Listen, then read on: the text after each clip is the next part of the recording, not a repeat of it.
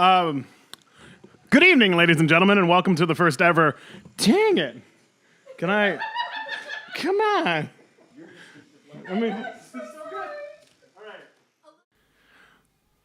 Good evening, ladies and gentlemen, and welcome to the first ever Comedy Couch. This is going to be hopefully Maine-inspired comedians doing some stand-up comedy right here in my living room. So I hope that you all enjoy. It's got to be a wonderful time. So first up, let's have Logan and Merrithew on the stage. Give them a round of applause.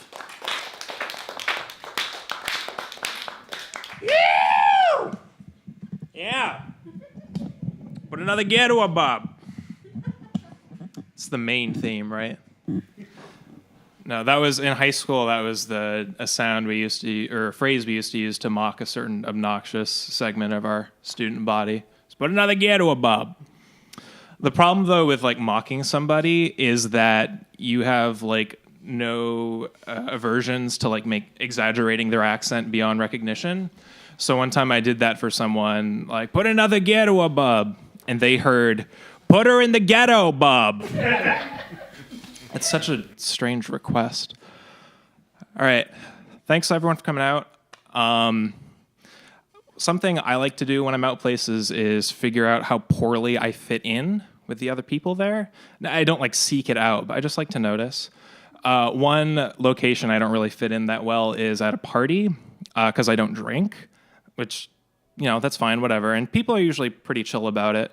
When I went to college in Boston... people were still fine, but people get kind of weird, you know? The weirdest thing I'd always get is, oh yeah, I used to not drink too. I certainly hope so. What kind of twisted life have you been living where, like, just from day one, just as soon as you were born, the doctor was like, all right, congratulations, Dad, if you want to cut the cord. Nurse, pass the eau de vie. How would your infant like their martini, please? Stirred, stirred, stirred. Never shaken.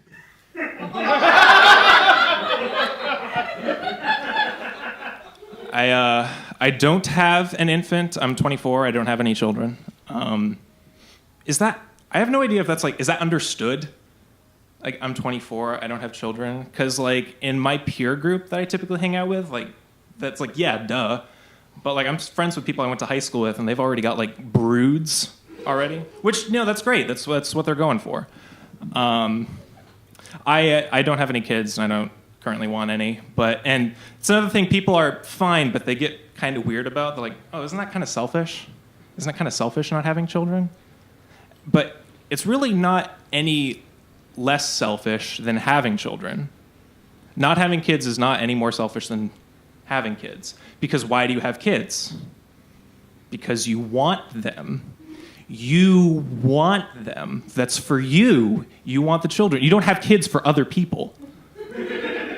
That's not a thing. It's not like, you know, your grandma, like you just found out she's got a year to live. She's living in hospice.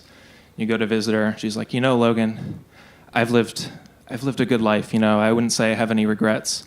But if there's one thing I'd like to see before I leave this earth, I'd like to see some great grandchildren. I just think you'd make such a good parent. If I could just one time see one of your kids before I shuffle off this mortal coil. They'd be like, oh, Grandma, I don't think you're in a position to be making important decisions right now. Like, what, am I going to go home and be like, oh, guess I got to have kids, Grandma's dying? Like, no, because guess what?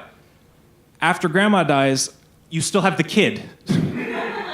Like, that's such a quickly, like, check that off the list. That's a condition. Like, unless you have an enormous family that all are, like, terminally ill, spaced out across, like, 20 years, maybe you can let that excuse go. So it's just the entire childhood, week to week. It's like, all right, Grandma's done. Now we got to go see cousin Joey. His gout's really acting up real bad.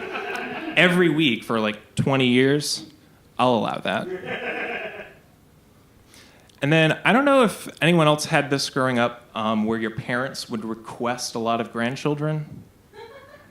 I don't know. My dad used to say that to me, probably since I was too young to like even know what that was. But like, he'd just occasionally be like, yeah, you know, just someday as long as you give me lots of grandchildren. Why I've never understood that, but I think I figured it out. I think it's because in their head they have like fond memories of when you were like a baby or a little kid, but like they're only remembering the good parts. Because like what I hear when someone says I want a lot of grandchildren is, yeah, you know what I really miss? Cleaning shit out of my hair and listening to screeching for 6 hours because they keep slamming their fingers in the same fucking drawer, Owen. God damn it. Kids are dumb. Babies are dumb. That's not a knock against them, it's the truth. Babies are dumb. Some people will try to tell you otherwise, be like, oh, my baby's so smart. My baby's so smart. Really? Oh, that's awesome. I've been really struggling on this Calc 3 homework. Can they give me a lesson in Stokes' theorem? No?